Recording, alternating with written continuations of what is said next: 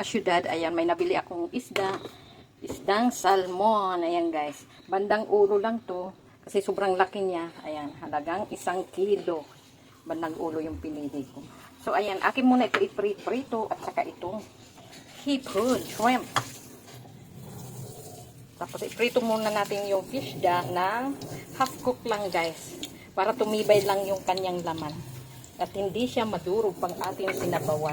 Yun ang purpose yan guys, iprito muna ng bahagya yung isda. At ayan, mainit na yung mantika, so kaya iprito na natin yung isda. At ayan guys, ito yung mga sangkap. Ayan, kamatis, syempre sibuyas, ito yung bawang, ito yung miso, tapos okra, gingging. Ang pang-aasim natin ay kamyas. At saka itong gulay na mustasa. Yan lang guys ang nabili ko, kung ano lang ang nakakain ng aking mga kasama. Yun lang ang aking bibilhin at lulutuin. So ayan guys, tapos na tayo magprito. Ito lahat yung ating mga sangkap. So ayan. So mag-start na tayo magmikos-mikos. So ayan guys, igisa na muna natin itong mga ricado. Dito tayo magigisa sa pinagprituhan ng isda kasi andyan yung lasa niya. Binawasan ko lang ng mantika. So, ayan. Una ko na yung bawang. Tsaka itong luya. Pagsaybayin na lang natin yung sibuyas at saka kamatis. At ilagay na rin natin yung miso.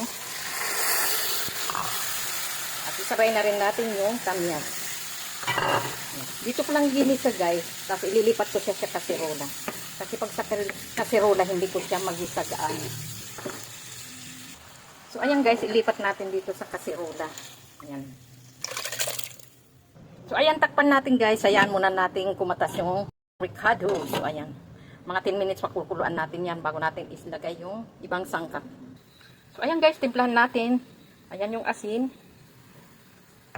Saka granules. At ilagay na rin natin itong okra. So ayan, hindi ko na yan hiniwa kasi gusto ko yung mayroon akong kinakagat. At saka siling green. So ilagay na natin lahat yan. Tapos ilagay na rin natin itong fish da. So ayan guys. Yan, kung bakit piniprito ko muna ng bahagya para tumibay ang kanyang laman at hindi siya madurog pag sinabawan. So ayan. Isdang salmon yan guys. At ilagay na rin natin yung hipon. Yan, hinaluan ko lang ng hipon para umabot ng hanggang hapunan.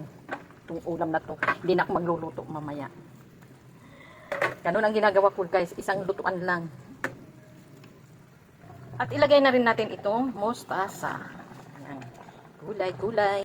Ngayon lang ulit ako nakapagluto nitong guys. Yung sinigang na miso. Paborito ng aking Diyosawa. Ni kamahalang paborito niya to. Tuwang-tuwa ng anong lulutuin. Sabi ko sinigang sa miso. Ayun, sarap. Tikman natin guys.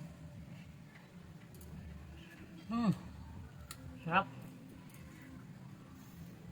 Ayan, luto na ang ating sinigang sa miso. Yummy, yummy.